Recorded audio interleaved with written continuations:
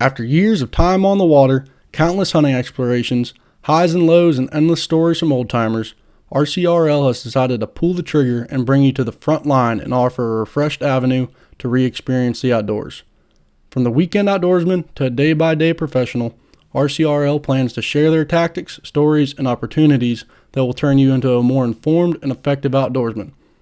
Be prepared for numerous giveaways, weekly posts, and action-packed episodes that will bring you closer to the outdoors than ever before. We plan to recast and reload our knowledge back into the industry, so knock the dust off those old tackle boxes and break out the boomsticks. It's time to re-experience the outdoors. On this week's episode, we have an old-time friend, Cade Rudiger. Here's a guy that started fishing as a kid and who continues to wow the fishing world on and off the water.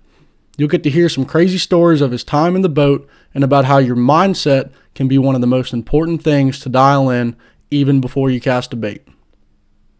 So Cade Rudiger, a.k.a. Rudy, a.k.a. the man that smells like a fish. A.k.a.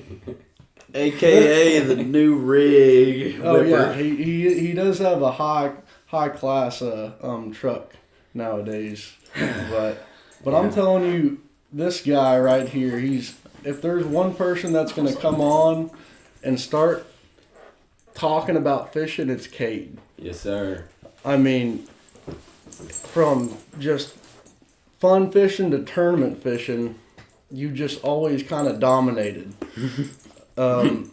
We started fishing against each other in high school and kind of from the beginning of all that just for fun, but it's like now, like, talk a little bit about how you are able to transition from running a company now and to fishing as competitively as you do all the time. Yeah.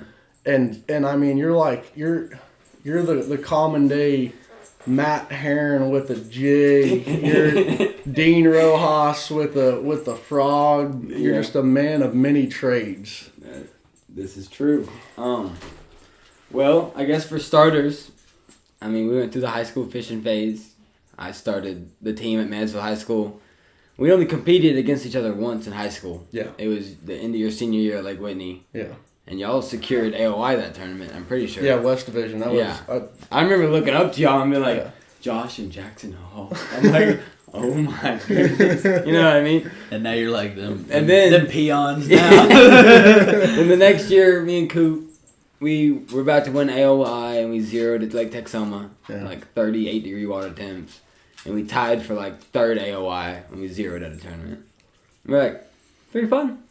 We went to school. We went to SFA to fish together. It went well. We fished against each other in college as well. Yeah. And you probably almost had a better resume than me in college at fishing, I bet. Because y'all kind of killed it. We would always kind of find our way into. Y'all would. We would go up and down. We wouldn't be as consistent like I did in high school, but we would always find our way to the natty. Y'all would every year. Every year, like sure enough, they're at Fort Gibson freezing their ass off, and they're not catching shit with everyone else, or Grand Lake, or wherever it was. But what was so funny about fishing in college was we would go and pre-fish for the 4 days we were allowed or whatever it was, and then y'all would show up just night before. Oh yeah, we did at a tournament and just still come in with like 20 pounds or whatever it was. We finished like 20, I think 20th place even in that tournament. Yeah, that is Cade style. Come in at the last minute and wax everybody's ass. Yeah. I did do that a few times. Yeah. What was that tournament you were telling me about? This is a good story. Your uncle. This is a good story. So Media Bass West Division. There was a tournament in May. It was probably like the third tournament of the year. They probably have 4 or 5. And I wasn't fishing all the tournaments in the division, but my Uncle Scott was. And he's the guy I learned how to fish from, basically.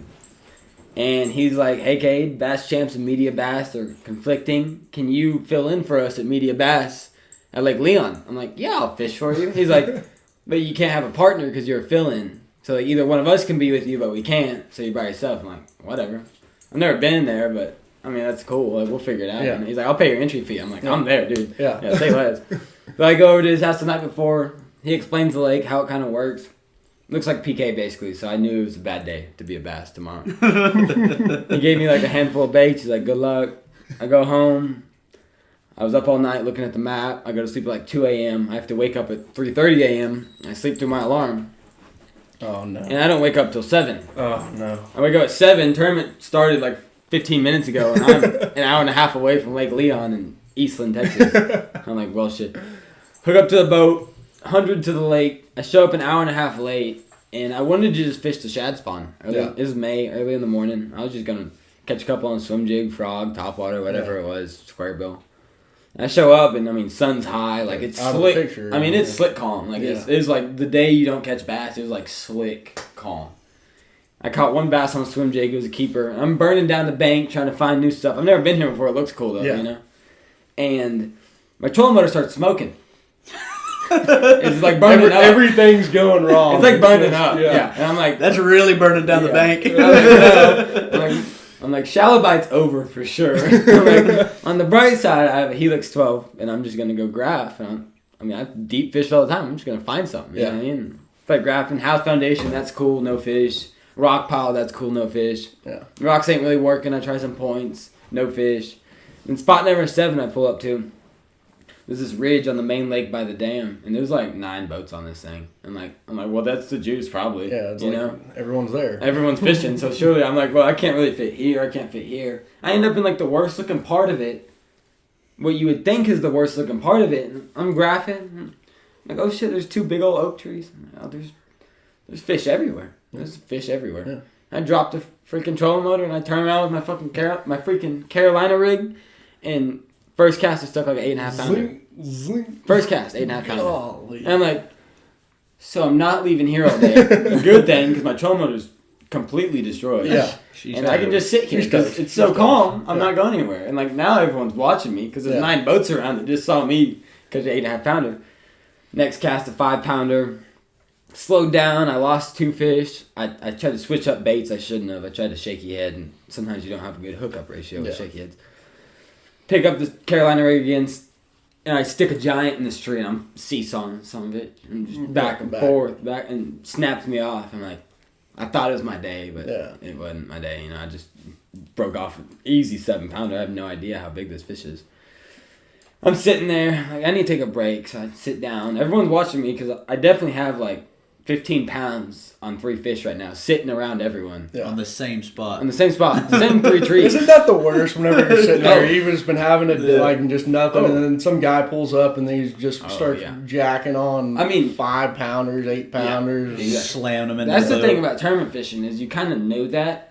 It's like when guys start sliding over, you start cutting them off. And like, I'm not being mean, but I have my 2 trees I really like. Yeah. And you're not casting at them. Yeah. And if you do, like, our lines are getting tangled, buddy. I guarantee you that. That's 100%. That's tournament fishing. That's tournament fishing courtesy, too. Yeah, exactly. You should know. And like, I gave everyone else 300 yards. They're sitting on the best stuff. Like, stay out there, guys. Yeah. You know? That's why you keep a 38 in the boat, start throwing lead. And I do sat not down. advocate that. Only on tournament days. And I sat down, I ate a sandwich after breaking off that big one, and I cast out there again, and I hook another giant. I switched baits a little bit. I went from a baby brush hog to a big one, just to see if they win something different. And next cast, I caught a giant. I'm fighting it, jumping. Everyone's looking.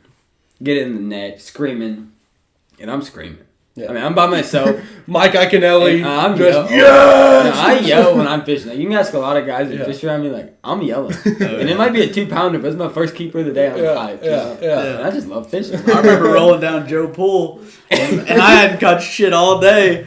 And I look over by the fucking 60 yards off of the bank. And I've fished everywhere on that lake all day long. And I look over while I'm driving to the marina. 6 yards off the bank, here's Cade reeling in a fish, probably a 3 or 4 pounder. Throws it up in the air and looks at me and just starts screaming. And I've got a Yamaha 150 VMAX screaming, and I can hear Cade way over the noise of the boat motor. So I know you screaming. I was screaming, and that 7-pounder made my 4-fish limit now about 22 pounds. Yeah. And everyone knows. Everyone's watched it. And you're looking at that 25. I'm looking pushing for, 30. I'm like, I'm gonna catch another fish here. Fish. I got 4 hours. I'm gonna catch a fish. I promise you that. I caught a 6-pounder. And my biggest 5 weighed like 29, 28. So I was sitting there for so long. I mean, I milked it. I circled that. And this is after waking up at 7 o'clock. Oh, I'm late to this Yeah, and you're late. And But I've you never still been made here. a sandwich on the boat. That was my mom. You still had That was time. my mom. My mom did pack me a sandwich. I will say that. My mom packed me a sandwich. With a note that I think I was 19 at the time. Shout out My to mom Miss packed me a Rudiger. sandwich. I'll give you that. She's actually the one that woke me up when I slept through my alarms. I'll say that. Nice. She did wake me up. Damn, I had the wrong mom growing up. Mom. And I had a bag, and I didn't let anyone else fish my spot, but I was kind of done fishing it. Like, if you beat me today, it's your day to win, because I got them, you know. And there was this dad and son that hadn't caught a fish all day, and they're like, you catching them? Because they didn't see what happened. They just pulled out, like, how's it going? I'm like, yeah, I've had the craziest day of tournament fishing I've ever seen. I'm like, have you ever caught anything? They're like, no. I'm like, tie on a Carolina rig with, like, a 5-foot leader and catch one bass. Like, I can't let y'all win this tournament in front of me on my spot, but catch one, and it's crazy. Yeah. And he tied one on, the kid caught like 3.5, and he was so hyped. And I That's was so like, cool. I'm like, isn't that awesome? Yeah, They're it's like, yeah. like first you're having a great tournament day Yeah. that started like pretty bad, and you've already secured like over 25 pounds, and then some kid pulls up and you tell him to cast out there, and after a day of him not catching anything, and you get to see him catch fish. Oh, it made his day. Like, his dad came, he's like, thank you. I'm like, dude, it's a lake, man. We all own it. You know what I mean? We pay taxes. We all do. We all own it. Yeah. And I fished a bridge by weigh-in. Because I wanted to get down the weigh-in. It was on the other side of the lake, and like, just to be safe. So I go down there, and like, I don't know anything about this bridge. I'm trying to fish it, not getting bit. I tell him Mega Bass Dark Sleeper, and there's a school of bass on one of these bridge pilings. And so I caught like 30 bass in a row. No, nothing over 2 pounds, but 30 bass in a row. And this is while everyone in the tournament's coming in from a horrible day of fishing. Yeah. And they're just watching me yam on them every single cast. And like, I didn't even mean to rub it in faces. Like, I'm just fishing. Yeah. And I mean, sure enough, like, I go check in. Everyone's waiting. I'm by myself, so I park the boat. I put it on the trailer. I pull it up. I ask for someone for a bag because I don't have a weigh-in bag. I'm rarely prepared. And start pulling these fish out, and I walk up to weigh-in, and everyone's just like, biggest eyes you've ever seen on anyone, and everyone's like this. And I'm like, no one caught him? I'm like, what's winning right now? And they're like 17 pounds. And I'm like, no. Just blow it out. And I go up there, and we weigh my fish, and I have 29 pounds. Oh my like 29, like 50 something. And they're like, almost broke the dirty 30. Like, everyone I just took money from was clapping for me. Yeah. Like, it was crazy. I've never experienced it. I'm by myself. Yeah. No one like that knows me was there. You know, it's all random people. It was the coolest thing ever. Well, you know, like at tournaments sometimes. Legend. Yeah. Wasn't that- it's the coolest story. Yeah, that's an awesome Coolest story. thing I've ever. Well, it's like, you know, at tournaments sometimes whenever you're sitting there, I mean, even if you did have a bad day, if somebody brings in something like that, you almost kind of get to share that moment, because, I mean, after having 100 boats on the water and you're the one person that caught 30 pounds. Yep. That's pretty sweet. Hey, but real quick, I'm gonna finish up my Leon story. The craziest thing keep about going, it, keep it going. Lake Leon's an awesome lake. Not many people know about it. Sorry, Lake Leon. But my big bass of the day was an 8.9. I caught it first cast, like I said, you know. Jeez. And I had the 4th biggest bass of the day. I never got paid on big bass. There was 2 11s, a 10 in my 8.9. So and no one had over 19 pounds. 19 pounds was second. Jeez. So no one caught anything. But 3 like, guys caught a big one. But there's some healthy ones in that lake. Yeah. No, that lake, God. There's some fat girls rolling around with some Twinkies hanging out of their mouths. Yeah. Some ditch pickles and Some gorillas and. Yeah. But like back to what you said earlier, where you mentioned you were just fishing. That's one thing that I've always kind of envied of you as a fisherman, because I was always coming in as trying to, I would listen to some dock talk and just, I would kind of, we've all struggled. Yeah. For sure. And you'd always try to overcomplicate it. I've never seen somebody fish like you where if you're not feeling that bait, you put it down and you're moving somewhere else. Oh yeah, no, for sure. And so like, if you saw the bait pile I had in the bottom of my boat now, it's like, well, it's always been like that. It's like 80 crankbaits right now. Yeah. That's what I strive to be. When I fished with you that one time, I threw everything in the boat out. I'm telling you, and I've never seen someone like it's for a sixth sense. I mean, I know. This isn't an advertisement. Yeah, I know, literally. It's like for me, I've noticed that most people have 3 of their strongest baits and how they throw them and how they work them. You know what I mean? And you literally every rod you picked up, you were 100% confident with it. And if you weren't, you put it down. But it was just, I've always been more of a shallow water, fish on log kind of guy. For sure. And we're in the middle of the freaking lake. I can't see shit. Yeah. I can't see anything. And Cade looks over at me and he's like, hey, you're comfortable on Texas rig and you like throwing Texas rig. He was like, throw it about 10 yards that way and just let it hit the bottom and then work it in slow. And I'm like, there's no fucking way. I can't see anything. And we're fishing, 30 foot of water? Yeah. And I'm like, there's no way. I can't feel anything. He's like, you're going to feel rocks here in like 5 foot. And I was like, no way. Reeled in like 5 foot. I'm hitting rocks. I'm like, this dude, something is wrong with his eyeballs. Start reeling it in and bam, I land a few little fish. But I mean, it's fun to catch and that's something that I'm not good at. And I'd love to, you just smell learn that skill set. You smell like fish. Yeah, you literally can fucking smell it. It is insane. No, it's so cool. But like, what's something that you could relay back into the industry on? What are 3 things or 2 things or 1 thing you always go in to a tournament with? Thinking? Yeah, like, just thinking. What is I thought you said bacon. You always go in with bacon. No. Like in the morning? Bacon, turkey bacon. We got thick cut bacon. No, so it's like, me and Coop had success in high school, and we did real bad in one tournament. And so we didn't have like the success we wanted. And in college, we had so much time on the water. As soon as we had a tournament, we're like, oh, we're just going to be at that lake for 3 months straight. And you get to a point where it's hurting you because you're so good at, like, I'm not so good at fishing, but like, I'm so like in tune with the lake. I'm looking past the fish that people are finding today. Yeah. Because I just spent the past month trying to find these fish, and they came out here today for, like you did, every time. 2 days of practice. Yeah. And you and Connor found them. Yeah. I spent 4 months out there, and I found them, but they were gone that day. It didn't really matter. Uh-huh. I was sitting on them spots all day trying to catch one. And I started realizing, like, Mike Iaconelli says it. He says, fish the moment.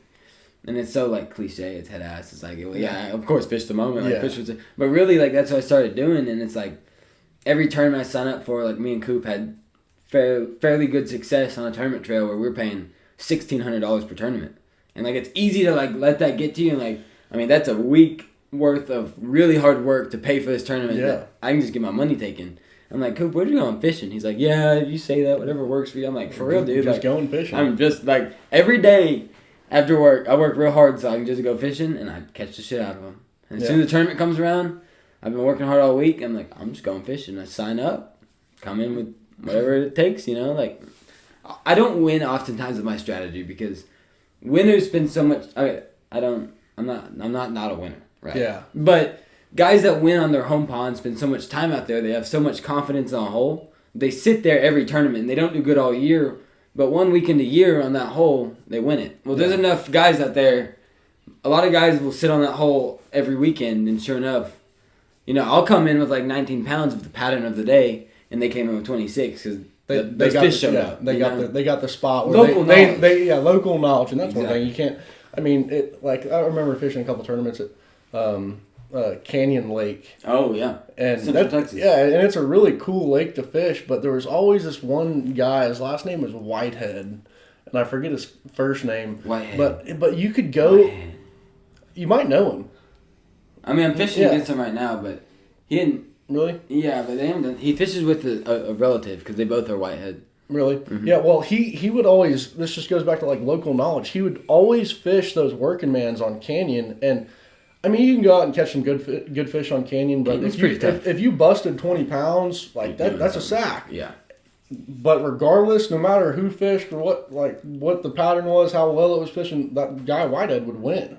Yeah. And that's just because he got the spots. Home lake guys are different than the pattern guys. And I have home lakes where I'm a home lake guy. Yeah. But I'd way rather be a pattern guy in a lake I've never been to. What would you consider your home lake? I mean, I know there's... That's a tough one. Yeah, I know it is. But really... There's a lot of water around. I'm going to say Possum Kingdom just because, I grew up... it was like, you know what I mean? Like, for family Christmas, the whole family's there, and I'm 5 years old, and I'm dragging the seining net out, and no one wants to run a seining net in Christmas break. Yeah. I'm like, Mom, please. And she'd sit there in like ankle deep water, and I'd just like do a half circle around the bank.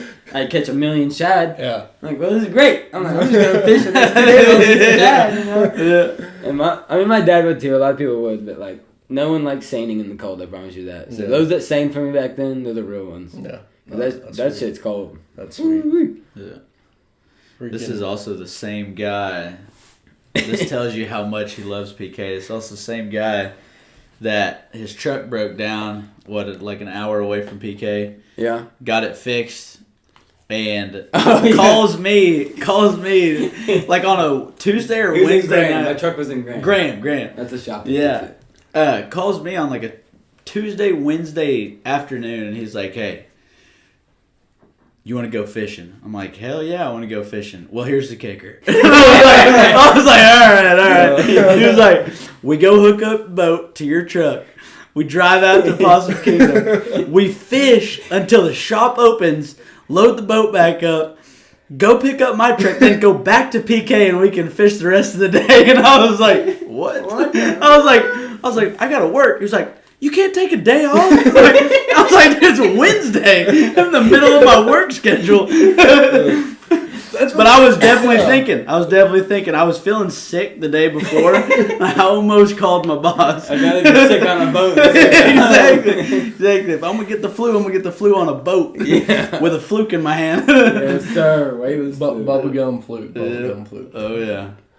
Well, what does your girlfriend always get? What is it? Pink flukes? Oh, she loves the pink. She loves picking them out. I'm like, yeah, we can get one. She brings out 2. I'm like, we don't need 2 pink lures. We don't ever use 1 pink lure. We don't need 2. I will say though, also, if you ever catch Cade on the boat in the middle of a lake and he asks you to do a little 1v1 tournament just for lunch, and his girlfriend's with you. Don't take it because his girlfriend's got expensive taste and he's gonna whoop that ass. Because I have bought their lunch before, actually dinner. Yeah, he did. You're never supposed to accept a bet that person makes. Oh yeah, you're gonna lose. No, I don't know if I made the bet or you made the bet. I was like, if we're both going out with our girlfriends, let's just have a little 1v1. Yeah. Just like instead of money on it, let's just. Yeah. I was like, yeah. In the joke a couple times. We're going to Papados. Right, yeah. I think the first thing that came out of her mouth was, let's go to Del Frisco's. I was like, no. Y'all are hanging out with the wrong crowd. I think we did biggest 3 fish, and I only brought 2 in. Yeah. What did we do? Biggest fish? Yeah, well, we did the biggest of 2 fish. Or no, we did two fish bag. 2 fish bag. That's and we only fished. I fished half the day. And the dude rolls in with a 7-pounder and a 3 or 4? Yeah, 3 or 4 pounder. Yeah, 3 or 4 pounder. And I'm like, okay, I'm just going to quit fit. And I honestly only caught 2 fish the rest of that day. And they were probably, I bet they were 5 inches apiece. And they were shad. That was one of the best day of late summer fishing I had at Joe Pool. Yeah. And the thing was that I was trying to use like my skill set, shallow water, which was not the key that day. And you were in deep water the whole time. That's the reason why I'm like, damn, I need to start broaden my horizons with fishing, like working deep water a little more. If I found a piece of wood on a main lake point between 6 and 20 feet of water that day, I caught a fish off it. Really? And there was like 2 or 3 piles that I caught like 4 or 5 fish off of. Yeah. But I really caught that 7, and I probably caught like 4 to 6. 3 to 4 pounders. Like, I don't even know. We were just... That's what's so and cool. a lightning storm was rolling in that day, too.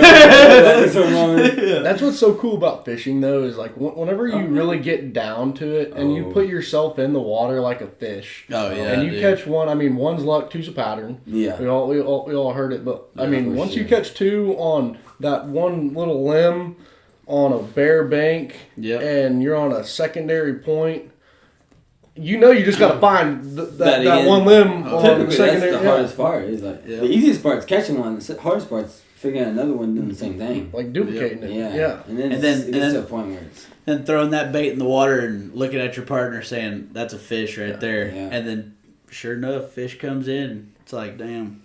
Yeah. I got the day made now.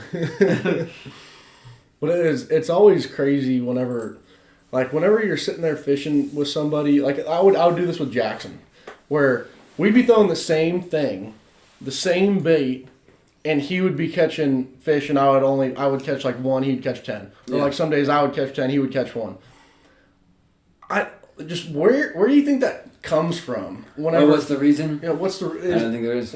I've battled with it for sure. Like I catch them. Don't get me wrong. I catch them. Yeah. But like, I've been with guys before that we're throwing the exact same bait on like exact same line, exact same school. You'll cast in one spot, and I'll catch one, and then he'll catch one. Cast right there, and he'll catch one. No, it's typically for me having deep cranking. Anytime else, no one's gonna outdo me in something. But deep cranking, I don't know what it is. I think it comes down to like when you pause it on accident, not knowing. Yeah. So like when you're running that deep plug down there in like 15 to 20 foot, then bass are tracking it, and I don't pause it, or I pause it intentionally. Yeah. Well, I'm trying to trigger this fish. He's either going to eat it real or he's going to eat it when I stop it. But the guy that outfishes me doesn't mean to slow down, but he just barely does. Or he doesn't mean to speed up, he just barely does. And I have had days where friends catch 3 guys in the boat, and I catch 5, and my buddies catch 40 combined. Yeah. And I've had days where I catch 40 combined, and my buddies catch 5 total, you know? Yeah, and like another thing too is like, you know, I think it was, gosh, who was it? It was like, it wasn't Rick Klun, but it was... We're talking fishing history, I know it. No, I was at I was at Camp Bass at Lake Fork, and this guy, and he came to talk. Takahiro Mori. No, it wasn't Takahiro. He lives in Emory. But he was talking about how whenever his co-angler was fishing, and he didn't like his co-angler. Yeah. And they were both throwing a square bill, and he was catching them on the front of the boat, and he didn't like his co-angler and knew that you had to be reeling a 6-4 to 1 gear ratio, full crank, and he was fishing a 6-4 to 1, but he was at the back of the boat, so he had less line out, and so he would speed up the trolling motor, so it wouldn't get the same cast. Yeah. We wouldn't make the cast. It wouldn't hit the same look in the water, but like that's just what's so crazy about fishing is like those fish, that little difference. And I mean, for me, my favorite bait is Hag's Tornado Trophy Hunter, which is a little shark dip. I know it is, baby. Yeah. But like if I don't have that chartreuse dip, but I'm not catching them. Yeah. But my craziest wait, I'm not trying to interrupt. Favorite bait, go. Oh, my favorite bait. But I gotta tell a story real quick about throwing baits. Ethan Laguerre, my buddy, won the national championship on it. He's throwing multiple things, catching pre-spawn bass out of eelgrass, like 4 to 5 foot. And he got him on a jerkbait one, and he caught 2. He got him on a square bill also, and a drop shot in the sea rig, Carolina rig. What I thought was crazy is the jerkbait he caught him on was a jerkbait I had tied on for fishing back home at Rayburn. Yeah. When I got to Florida, I tied one on that I thought would be good for Florida, and I fished the exact same spot that he won the national championship off of in practice. But I was throwing the jerkbait I thought would be good for Florida, and he was throwing the one he just had confidence in. Yeah. Which was the one I should have been. Like, I'm happy he won. I'm so glad, you know, but... Well, me and Connor were fishing that flat, too. That's what we stayed there the second day. Oh, and we all caught him. And that's when we caught 20-something pounds. The first day, we started that spot. Was that in Dora? Yeah. We started that spot. Well, it was there, and then whenever you were hitting the channel into that bay. Right in front of there was another grass flat. Yeah. But the first day we broke verse 1, chapter 1 of the fishing Bible. Don't leave fish to find fish. Yeah. And we were catching we caught a limit. It was like 12 pounds, pretty quick. And we were like, oh, Harris chain. We're in Florida. We're gonna go flip. That's exactly what happened to us. You know that, right? I mean, we talked about it. Yeah. And we tried to go flip. We were like, oh, we're gonna go stick a 10-pounder flipping kicker. Reeds, good to go. Yeah. Eating blackbirds. But yeah, Ethan stuck it out. Yeah. On that spot, and it was just those small little differences but I mean we started on a grass flat day 1 early in the morning, and we got a limit. The camera boat was taking pictures, like we're feeling like hot shit. Yeah. And we go to spot number 2 where we caught our biggest fish in practice, and we should have been starting there, and we didn't. We had another starting spot. So we pull up there later, and there's a boat sitting there. And they're not even fishing. And we're like, all right, we're going to fish. They're not even fishing. Like, they're picking their buttholes. We don't know what they're doing. Yeah. And we hop on the bank, and they come and cut us off. And y'all can't fish. We're fishing. You're like, you weren't fishing. Like, yeah, we are. I'm like, okay, whatever. And we go fish the rest of the day, and we don't catch much, but we catch some. And at weigh-in, they weighed in 26 pounds. For the first hour of the day, they were catching 4 to 5 pounders every cast until the morning bite was over. And we pulled up there. right as they put up their freaking rods to guard the spot for tomorrow. Gosh. Third day. Yeah. They were just dragging sea rigs on like reed edges. Yeah. Like, it's the stupidest thing you've ever heard. Well, it's like whenever you get to a Fish don't care. They don't. And you get to a weigh-in and some kid caught an 11-pounder and he was picking out his backlash. And that's where the big conversation comes into play of like, is fishing luck? Is it luck? Yeah. And exactly. Big question. Exactly. And it's there's definitely luck involved. For sure. Oh, yeah. But it comes down to the fact is like you got to know the water. Like, you got to know the water. Yeah, you got to know what water to fish on the. I mean, freaking weather change. Yeah, moon phases. You were showing me pictures of you fishing in a rainstorm and that shit was crazy. slamming monsters. Like, That shit was crazy. Like I feel like. I mean, I don't know. I've heard this my whole life. Is temperature and pressure change like For sure. has always changed it. You know? Yeah. But I mean, at the same time. What outside? I've felt like I've caught the same fish in the same spot, different weathers. Yeah, you know, definitely. You have. So it's just I don't know. The luck thing. I always think about that. A lot of people think about that. But like, no one knows Jeff Bezos as being lucky. They know him as the best guy ever to start an online company. Yeah. But really, Jeff Bezos just worked so hard at starting an online company that he failed so many times. He got lucky time 134. And now he looks like a genius, and we just know him as a genius. Yeah. But really, he was just a guy that's a product of luck.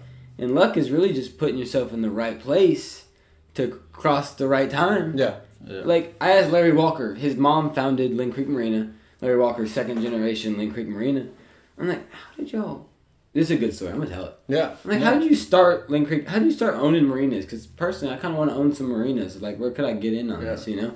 Oh, that's the first person I could see owning a marina. I'm going to, yeah. I mean, shit, you halfway built the whole... It's Literally talking some remodels. I'm on a couple. It's just real hard to get the license from the Corps anyways. Cool.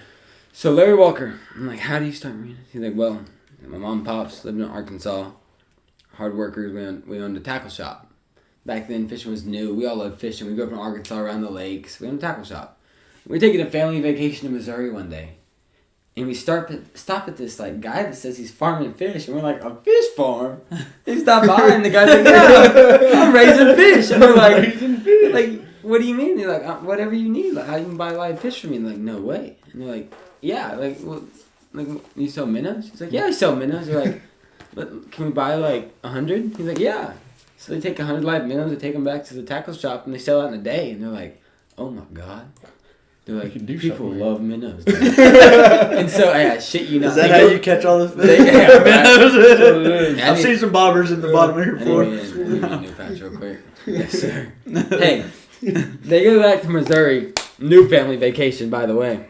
And they're like, can we get some more minnows? The guy's like, yeah, I mean, either. Like, as many as you can make for as long as you can make them. He's like, okay.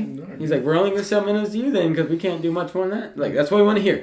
Yeah. They start selling minnows, and they start selling some fucking minnows. Dudes are driving from Florida. People love minnows. Dudes are driving from Florida to Arkansas to get minnows to stock the pond that they have in their backyard. I mean, like, it just started, and they're like, people are going crazy. Yeah. They're like, I mean, it's like, the year's like 1963, you know? Okay, probably 1970s. Yeah. And they're like, we have a lot of money now. Like, we used to just run tackle and barely get by. Like, we have so much money. What should we do, guys? Like, start selling boats and minnows. They're like, genius!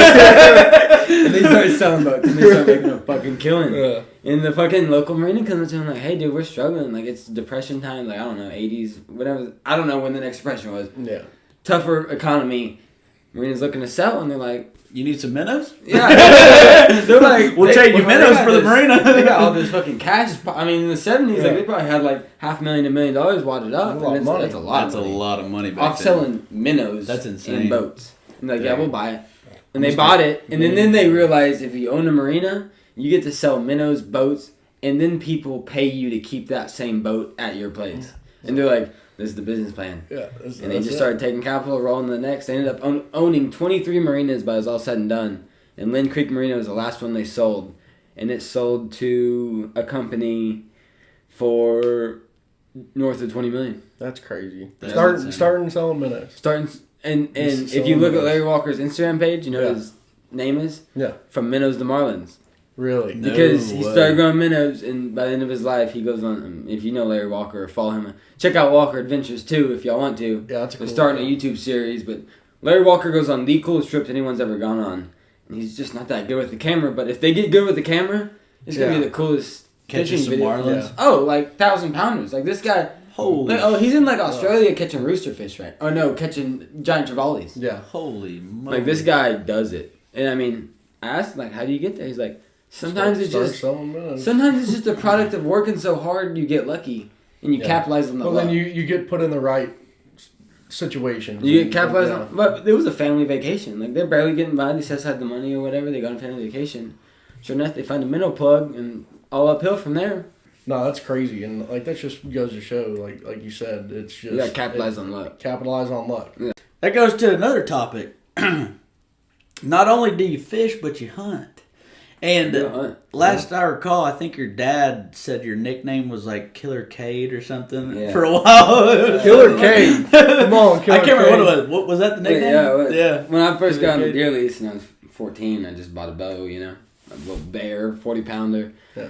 And I quickly found out you can kill just about anything with a 40-pound bow. Hell yeah. Oh, 100%. Just about anything. I killed a buffalo with a 40-pound bow. Yeah. Yeah. Literally. Yeah. Is that Literally. the one hanging up in the living room? Yeah, that's the No, one. that's Yeah. awesome. You can kill anything with it. Yeah. And so I'd get in the stand and the dove would fly in. I'd stick a dove to the ground. And, No way. all the time. Golly. Oh, I had one where You can shoot a... I've lost so many arrows shooting at dove. It's not even funny. I've never lost an arrow shooting a dove. I've probably killed 5. Damn. But I only shoot them when they're below me and I stick them to the ground. Oh, I don't that's why. shoot them and let them bounce. That's so what you my can problem take the was. nuts off of that. When I was 14 to 18, I could do anything with a bow you asked me to. But now I hardly practice. Like I'm fishing all the time, so I went hunting last weekend. Yeah.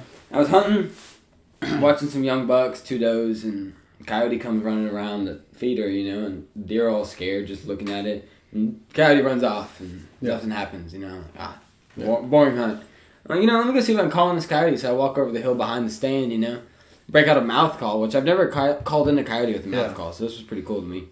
I start going. I mess up a few times. I start getting the hang of it, and making the noise. It's like a wounded rabbit, but a mouth call. Sure enough, here comes coyote, freaking running, and I blow into my reed, and it started getting so much saliva around it, and messed up, and like made a stupid noise, And the coyote stopped, and they started running sideways, and they started to get downwind of me, and so they're trotting like 2 coyotes for sure. I'm not sure how many are around me right now. Yeah. They're trotting. I'm like pull my bow back because I'm busted. I lead the sucker about 6 feet, about 2 foot high. I'm about to smoke this. Rainbow it. Boom! 10 whales let go, Slockmaster. As soon as I let go, though, I didn't think about this. They heard my bow, and they didn't know I was here yet. Yeah. So as soon as they heard my bow, they stopped in their tracks. Yeah. So here I go, Mr. Coyote, about 7 foot left, about 2 foot high. They're staring at me like I'm an idiot. In your head, it went a lot better. It went perfect. And then they take off running. There's like 3 coyotes. I'm like, I just called them packing coyotes with mouth call. Cool, though. Yeah. That is one of the coolest things, though, hand calling a coyote in. Yeah. They're coming to you. Yeah, dude, Yeah. literally. I called in, me and my dad were on the way to deer lease one day, and I wanted this coyote call so damn bad. My dad said, you just go ahead and grab it and see how good you can sound. I start messing with it in the truck. He's like, dude, put that thing away. Yeah. I'm like, okay, whatever. It's hard. So, yeah, and then the next afternoon we were sitting there. It's 12 o'clock, and all the old bastards are, they're taking a nap. And I'm like, I'm going to go kill a coyote. My dad's like, okay, yeah, you're full of shit. Yeah, Good luck. See? Yeah, and I'm 14, 15 years old. I jump on the 4-wheeler, and I take off. I go to this canyon, this deep canyon at our old place in Turkey, and I start hand calling. Within 5 minutes, I had a coyote run in.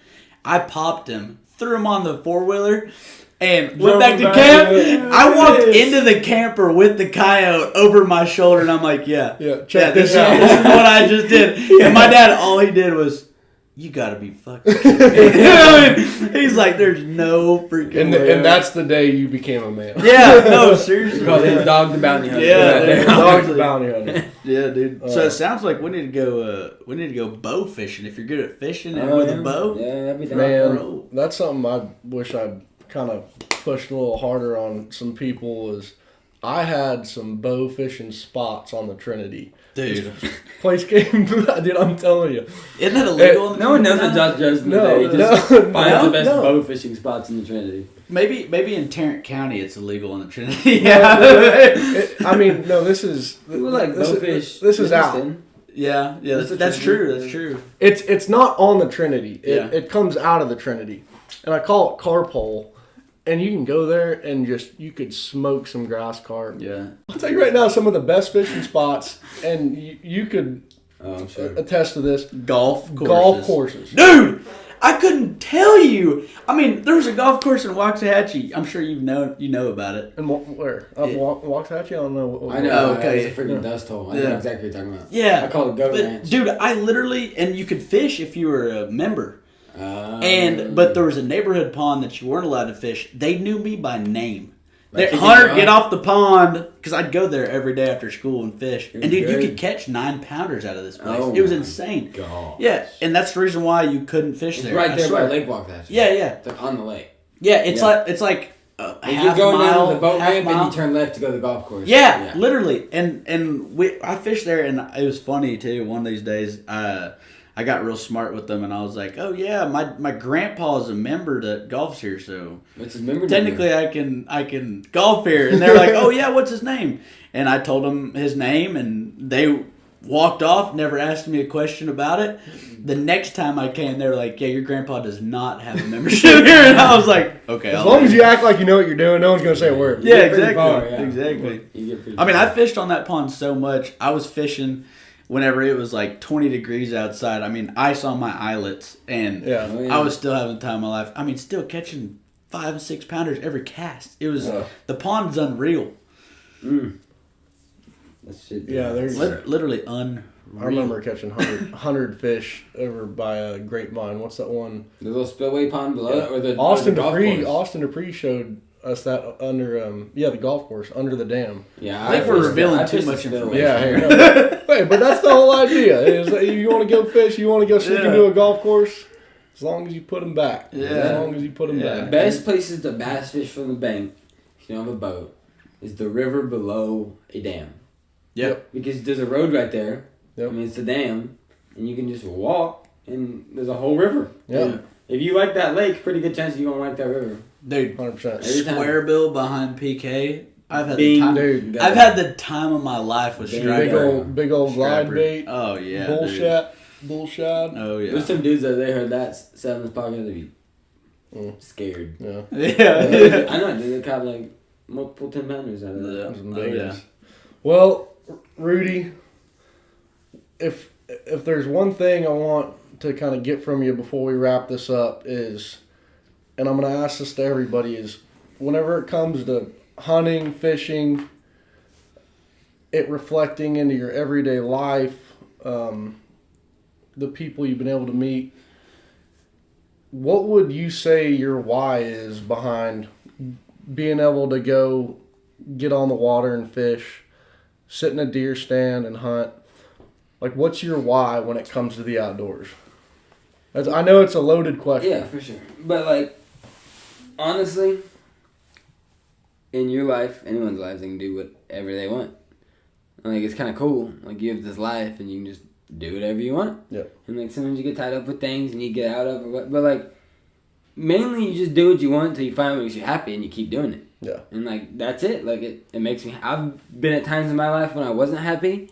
And if you look at all the factors around me, there's a pretty good chance I wasn't in the outdoors. Yeah. And as soon as I like pinpointed that being the product of my unhappiness, Yeah. I changed life patterns. I made time for things that were important to me. And Yeah. since then, life's been uphill. Like, now I work a lot, but when I don't work, I get to go fishing or spend time with my girlfriend, which I love.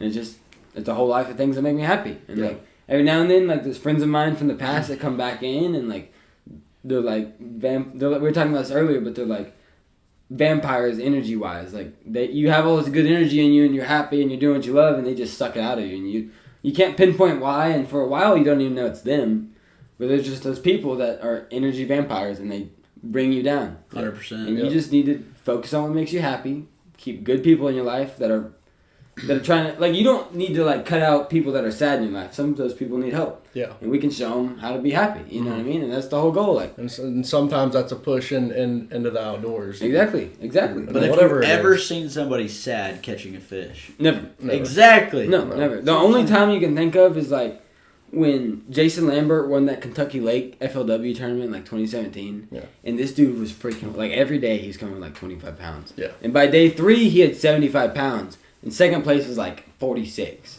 So he won the tournament with 104 pounds. And second place was like 60 something. Blew it out of the water. So I bet you that's the only time you see someone sad is when second place is catching fish. Yeah. Yeah. That's the only time I'm not pretty much happy. No, Literally. But no, man, that's awesome. That's really cool.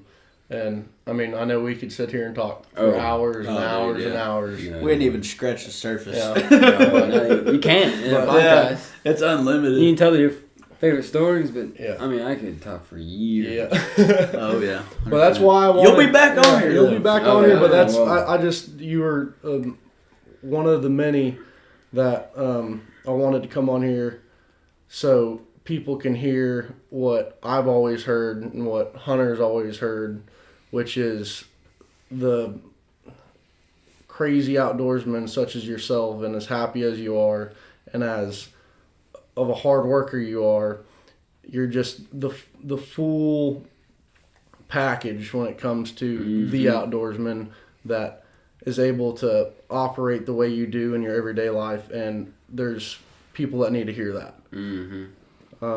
I do have to send a message to the listeners we have.